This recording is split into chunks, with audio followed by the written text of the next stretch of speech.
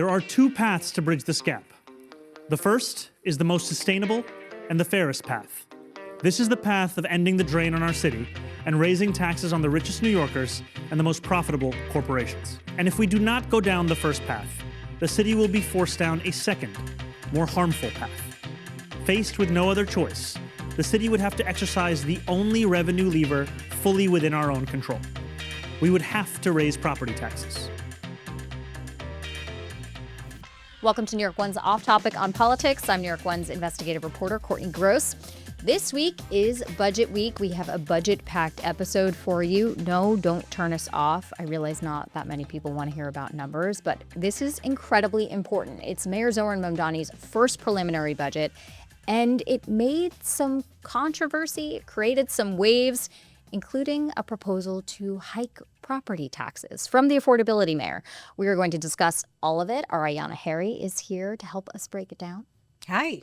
And our Dan Rivoli returns. Hey. Is this 2 weeks in a row for you? No, I don't think I did last week. Oh, okay. I don't know what's happening anymore. I know time It is Thursday. It's podcast day. It is podcast right? day. Okay. We know that. So let's just jump right in.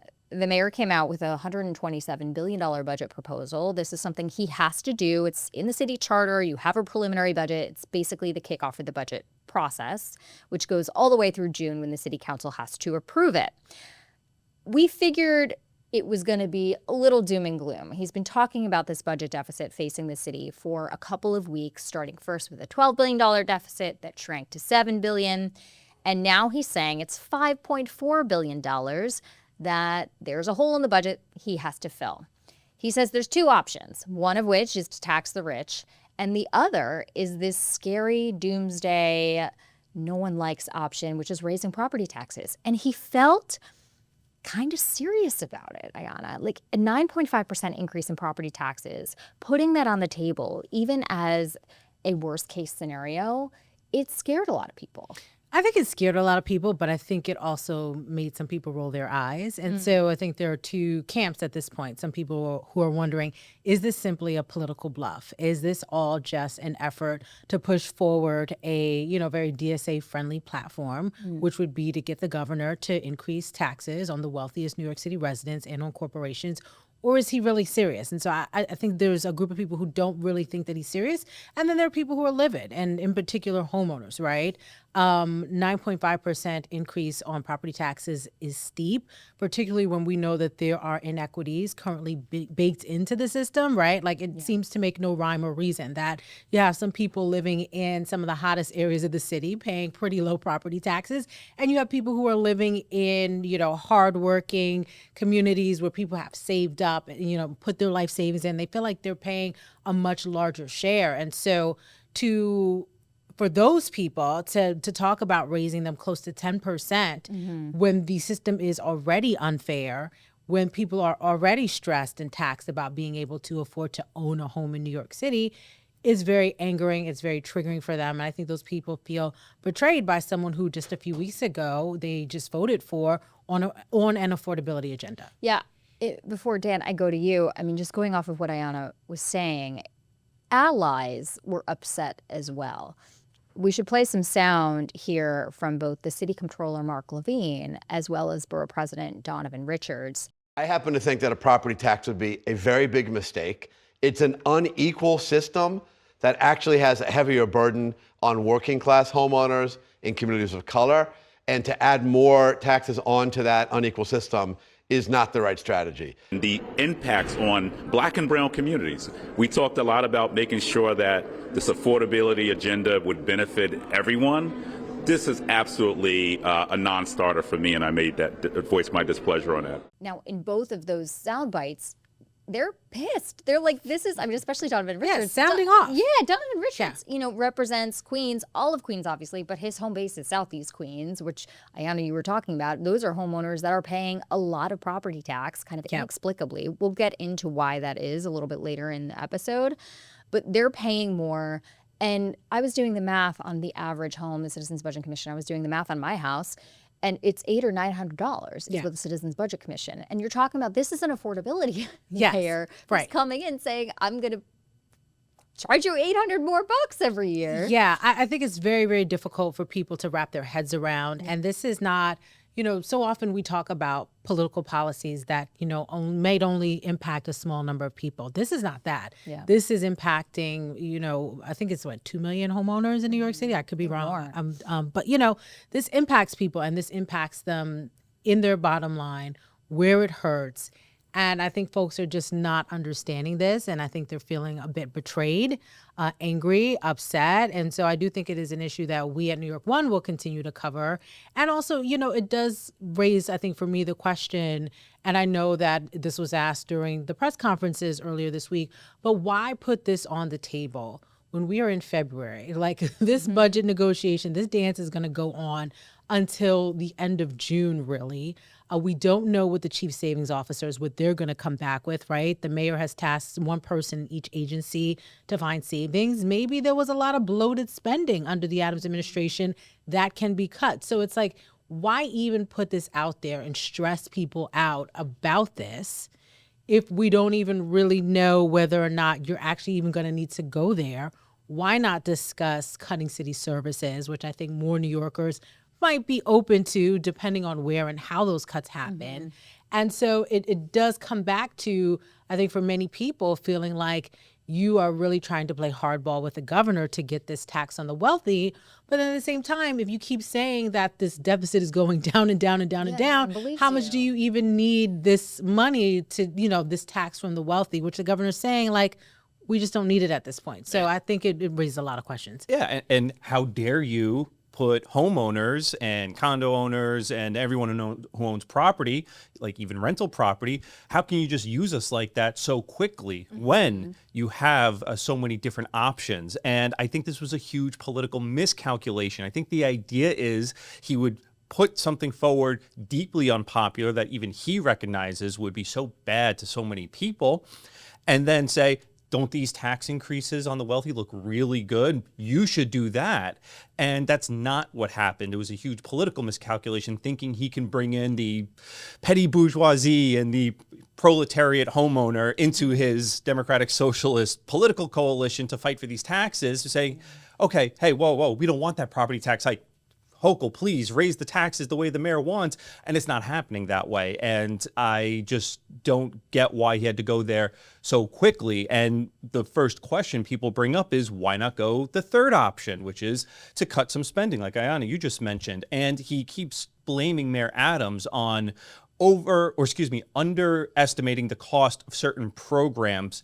But the issue is, Adams is no longer the mayor. Mayor Mamdani is the mayor. And if he felt that Mayor Adams under-budgeted and overspent, he can go to those areas where Adams did that, cut that down, and then use that money on his priorities. And I take that was a point made by Nicole Gelinas, a columnist, and it resonated because if you look at the spending that he pins on Adams for under-budgeting, if you use the true cost, it's $7.5 billion. I think the reason why he doesn't want to go after those issues that he calls the Adams cliffs or the Adams 6 items that's blowing up his budget gap is a lot of it is cash assistance, rental assistance, shelter spending, things that Adams had also said are unsustainable the way we're spending, are bloated areas. I even, we have the budget books with us. I brought them. I mean, do our cameras zoom in, Richie?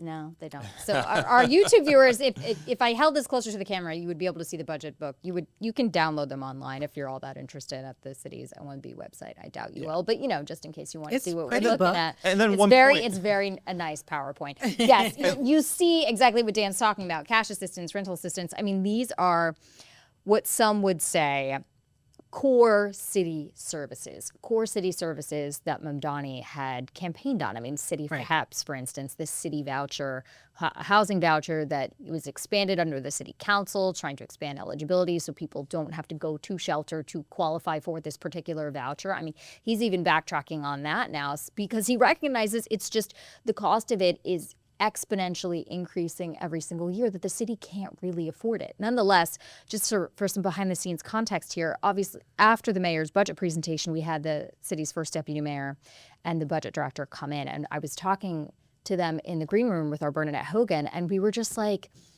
kind of hammering away at them, just, like poking the bear, I guess, a little bit. Like, why don't you just cut? Like, $5 billion doesn't seem like, in a budget of $127 billion, doesn't seem like if there's that much to cut. And Dean Foulouhan, the first deputy mayor, said to me in response, behind the scenes, right before he went on the show, was Adams was already underfunding all these programs. Look at our city services now, and they aren't up to par, aren't up to snuff. We want to actually fund city services. We don't want to cut anything. But I find it so hard to believe. Like, the whole thing, the bluff, the budget deficit, there always is unexpected revenue that comes in. I find it hard to believe that there's not stuff in the budget to cut. And revenue is going up. I mean, if you even look in the budget book towards the end, they look at all the tax revenue, and going years out, the tax revenue number goes up, up, and up. And I know things change. They're conservative in the beginning because they don't want to overestimate the money that's coming in. But generally what happens is, like March, more Wall Street bonuses or other bonuses come in, and the city is not always flush with cash, but it happens. And this was part of say this time is different. But this is part of the political, and this is part of the political miscalculation, is that those in the know who've done this budget stuff before knew he was going so doom and gloom so early, too early, because they know sometimes these Wall Street tax revenues, the bonuses, they do come in a little later in the first quarter of the year.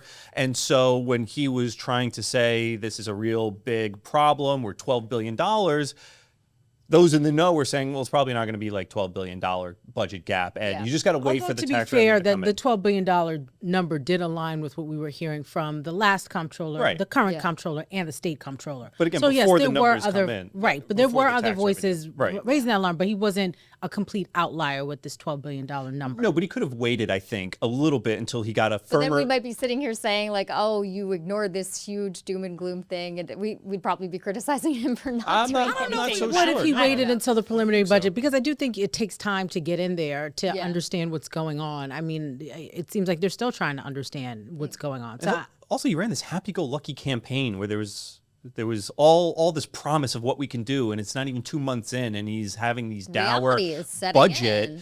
It is reality, but it's also not.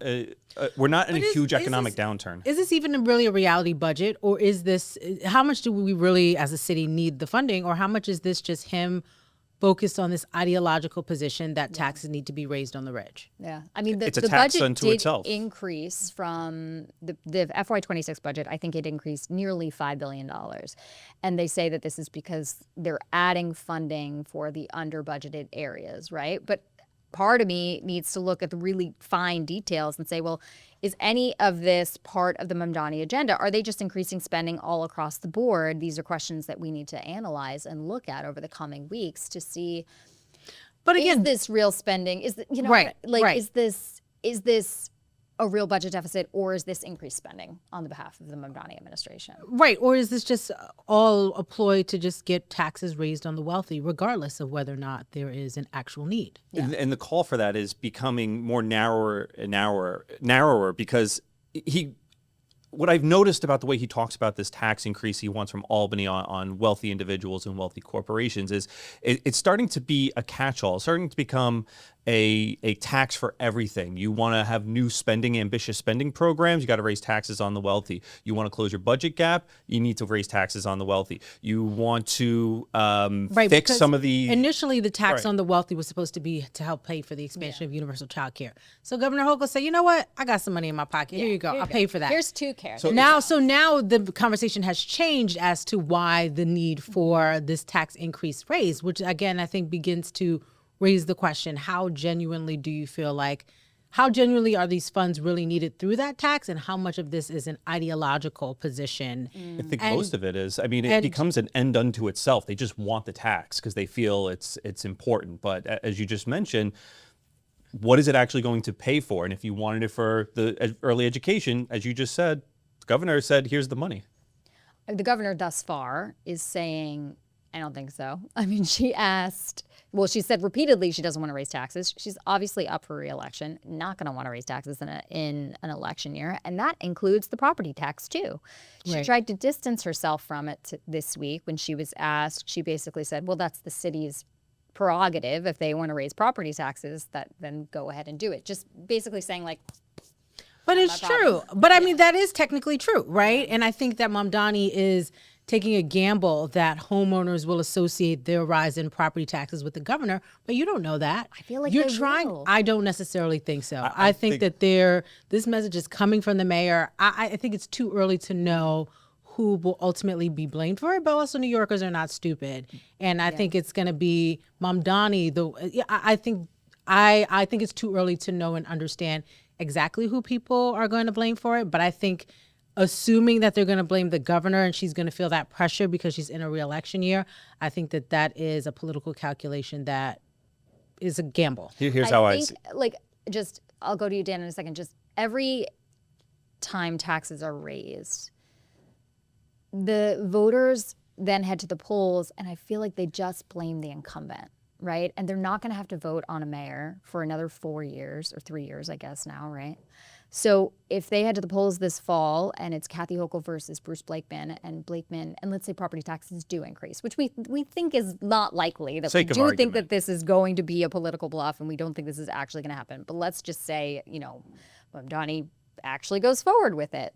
And voters head to the polls in November, and for the last 6 months, they have heard Bruce Blakeman on television, the Republican candidate for governor, talking about taxes and talking about Kathy Hochul as driving people out of New York State. And it's just, she's charging everybody so much money, and he cares about affordability. I do think that there's going to be some blowback to her, and she would maybe recognize that. Because she's the next one on the ballot. But, and the voters want to blow up the Democratic mayor of New York City, why do you want to help Bruce Blakeman? Like, how does, long term, think about this strategically. So you're going to harm the current governor who's giving you all this money and helping you out and helping you with your universal child care platform, which so far, all those things that you promised on the campaign trail, that's the only thing that you actually have any concrete. Another $1.5 billion over the weekend. That's the only issue that you've shown any concrete promise on, is the one thing that Governor Kathy Hochul is helping you with. And now you want to make it harder for her, and then Bruce Blakeman will be the governor. Who, what sense does that make? I don't understand the political calculation. He wants that tax. I feel like that to make the DSA happy, but okay, at what cost? I don't think he thinks it's going to happen. I think Mamdani is saying we're not going to get to that point, Ayana, because the governor will, for some reason, see the light of day. Yeah, listen to him over the. That's why I hate. Or he can just go to the DSA and say, "See, I put all of my effort out there. I even proposed raising property taxes, which we know that we're not going to do, and it's going to appease his base because he can say that he put all of this effort into it." That's why I hate the bluff metaphor, because it doesn't neatly go into poker. When the bluff is, you may have a good hand, but it's as if his cards are on the table, he's showing a 2 and a 7, and he's trying to convince you secretly he's somehow going to make a straight flush. When you don't have any political support for your property tax, it's being dismissed out of hand, saying it's not even a last resort, according to the council leadership. Some of his allies are trying to spin it, like the Working Families Party, and Jumaane Williams, I believe, was on the show last night. And, people are saying, well, this is just proving that we need the millionaire's tax. Yeah. But I think homeowners in Southeast Queens and Staten Island and all the people, black voters and homeowners in particular, all the people who put him into office are saying, excuse me? Yeah, and on the politics of it, after the mayor had an event yesterday, some of the reporters were kind of just hanging around chit-chatting it, and someone said that Hochul needed Mamdani to be going on this tax hike campaign to convince her to raise taxes so she can stand athwart and say, I'm not going to raise taxes. And that was politically good for Hochul. And I completely disagreed, because I think that's way that's what I said. I said, this is not 5-dimensional chess. Yeah. New Yorkers are just going to hear Democrats, taxes, and kind of say, forget it, because all they want to do is tax on the first sign of a budget issue instead of making some meaningful spending decreases on a huge budget. So I disagreed on that. I don't think this is some kind of 5-game chess where Hochul's going to come out looking good because she's standing athwart a tax increase. It's just going to sound like all Democrats want to do is raise taxes. And Mamdani's gambit, I think, is going to fall flat on that front when nobody's even going to consider raising taxes as a last resort. It came out with such a lead balloon. It didn't scare anyone into saying, well, boy, we better raise those taxes on the wealthy. It really just either made him look like he was trying to threaten Hochul, or in a kind way say this is just a negotiating tactic. And the other side of it was anger of even thinking you were going to try to balance this budget on the backs of homeowners. Even the threat was an insult enough. And I think it's not going to look good on Hochul if she's going to have to constantly battle fellow Democrats on the issue of taxes in an election year. The city council speaker came out along with the finance chair immediately saying this is not on the table, not going to happen. We caught up with her in Queens at a press conference. She basically said the same thing, not going to happen. The city council does have to approve the budget. So even though generally we're not seeing the city council as like a powerful body, it's such a more powerful mayor in terms of the way our government is structured. But this is something where they actually do have a say over, and they would be able to veto a property tax. This is why you can't bluff increase. it. Yeah, you can't bluff it when one of the two people are telling you we're not doing this. And she's saying, look at spending. And that's going back to an earlier point from Ayana is, you know, the mayor has tasked these chief savings officers of coming up with 2.5% savings in the next fiscal year, 1.5% savings in this fiscal year. And we haven't even seen those numbers yet. We won't see them he gave them 45 month, days. Right? Yeah, March 20th or something. In addition, there are other people. I mean, the city council is saying there's no big contracts. There's other areas where we can cut, where the city has been spending tons of money. Better negotiations on health spending. Yeah. It's one of Julie Menon's big issues. Yeah. I mean, we'll see if the city council will have to come up with their own budget proposal, and we'll see if they can reach the $5 billion figure some other way. In terms of what else is in the city budget, I don't know what struck out, if you guys had a chance to look at some of the other details, but I mean, he's still funding some promises, like 200 lawyers at the law department, because he says that's somehow going to save the city money. Right. And then he also is not funding what Adams had slipped into the budget just before he left, which was a Cuomo campaign promise, which was hiring another 5,000 cops to the tune of making the department's force 40,000. Right. But He's funding the police? Well, No, he's not. No, I know. not It was. funding. It It's was. not- I know. It was it's just not this. funding. It was the little game of since I guess we're using metaphors here of chess and poker. Yeah. This was Adams right out the door saying I'm gonna put funding in for 5,000 cops and dare the incoming mayor to pull it out. I know. I get it. Yeah, but also there's no funding in there for the Department of Community Safety, and there is no real tackling of the overtime budget for the NYPD. So I think that those are two significant things that seem to contradict the Mamdani that we heard on the campaign trail. Yeah. Okay, let's take a short break. When we get back, we're going to talk more about some property taxes and the budget. Stay tuned. I trust that they will consider all the factors facing the city's rent-stabilized tenants and come to an appropriate decision. Together, we are building a city where every person can afford a roof over their head. So we've been talking a lot about how Mamdani has broken a lot of campaign promises, including threatening to raise property taxes.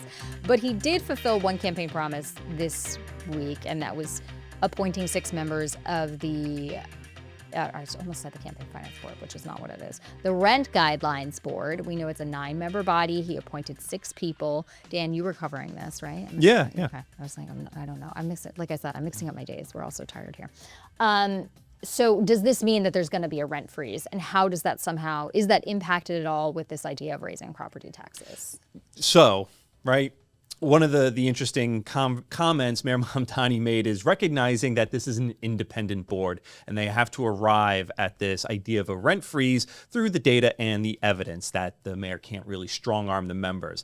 I think one part of that is a reflection. He doesn't want to be sued if it looks like this was all rigged from the beginning and that he picked people who were going to freeze the rent just out of hand and dismissing all the evidence and data. You can earn yourself a lawsuit, right? And blow up that campaign promise from him. So he is saying they are an independent board. Mamdani himself still believes in the rent freeze, that the tenants deserve it, and he expects them to kind of look at the evidence and make a good determination. I will say, just looking at the resumes of the people he picked, they are aligned with him ideologically. They come from community and workforce development, the world of grant making, the affordable housing development, transitional housing development. So they are all aligned in that way. So I think Mamdani picked people I think he could trust to see things his way. The problem is, right, you're going to make the right decision. Yeah. The problem is when Mamdani goes out in public and he's ripping on landlords who own these rent-stabilized buildings. They're slumlords. They don't make the right repairs. They're ignoring tenants. And then in court papers, the lawyers for the city are saying, well, we understand your rents are so low, you can't make the necessary repairs because the rent regulated prices are they just don't cover your costs. And we understand that here in New York City. So it's two different messages, one in the streets and then one in the legal briefs, I guess you could say. And so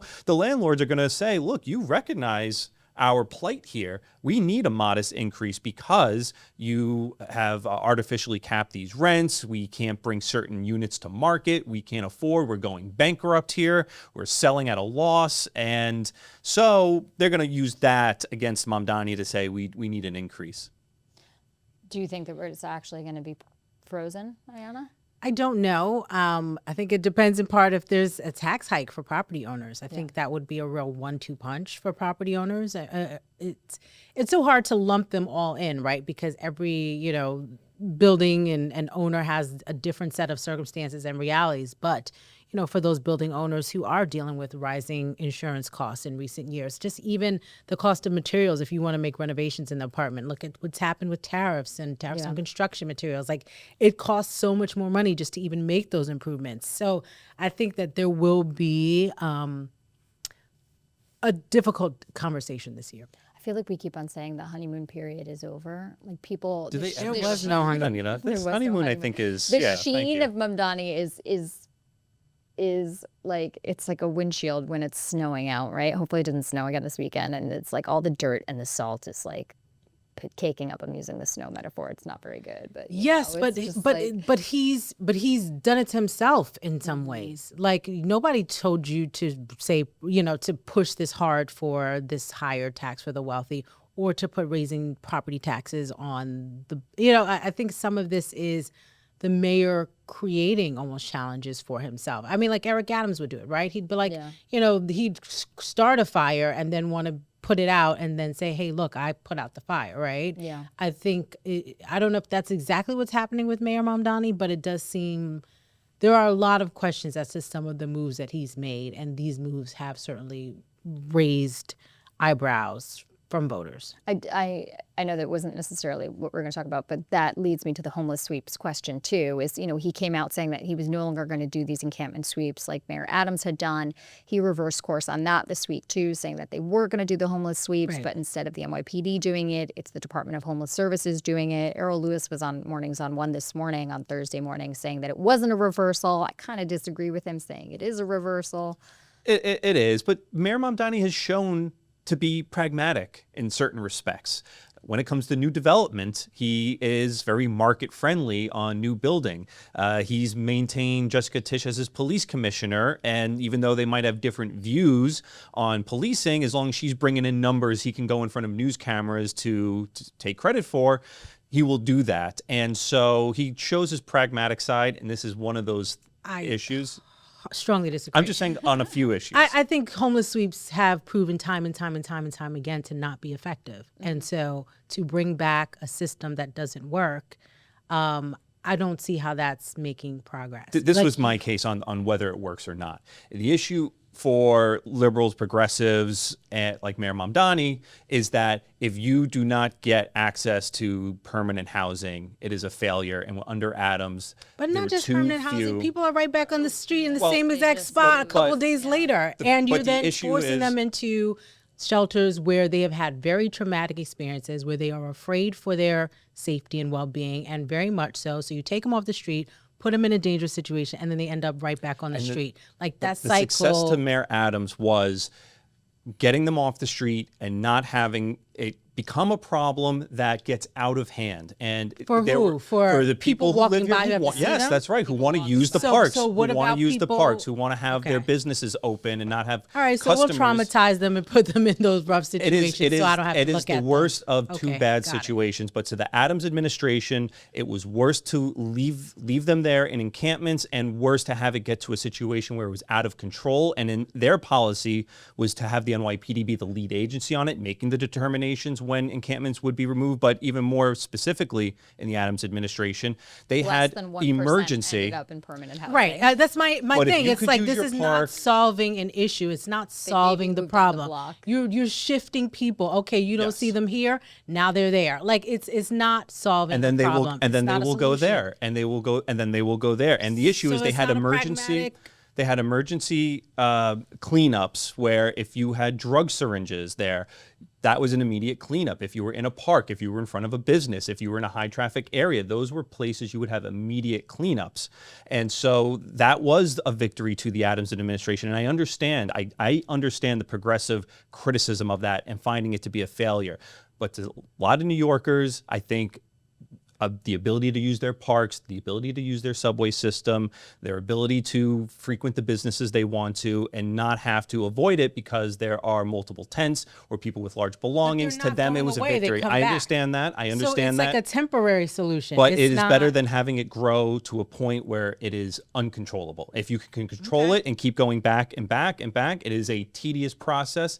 It is a necessary process. And also the Adams administration did try to increase more safe haven beds, low barrier beds, trying to get more people into, they call it, I guess, stabilized units, which are hotel beds, right? The problem is that, you know, after, there's a reason why people want to sleep on the streets because they, like Ayana was saying, they're traumatized in the shelter system because of the violence, because of perhaps sexual assault, all of these things that led them to leave the shelter system in general. I mean, if you talk to people who sleep on the street and you actually interview them, they'll tell you, absolutely, I was in the shelter system and I left because it was so awful. And if Mayor Mamdani wants to do the homeless sweeps and try to convince people to go to the shelter system, he should probably also be talking about conditions in the shelter. And when are we going to see that wholesale reform plan? It is difficult. I don't envy him, but it has to be. No, but it has to happen. So we're going to leave it there. Okay, that's good. That is going to be it for this week's episode. You can always watch us on Inside City Hall weeknights at 7 o'clock. And we love your feedback. Send us an email at yourstoryNewYork1@charter.com. You can subscribe to Off Topic wherever you get your podcasts. And if you like what you're hearing, leave a review. If you don't like what you're hearing, give us some constructive criticism. We appreciate that. Thanks to our producer, Richie Agustinoni. We will see you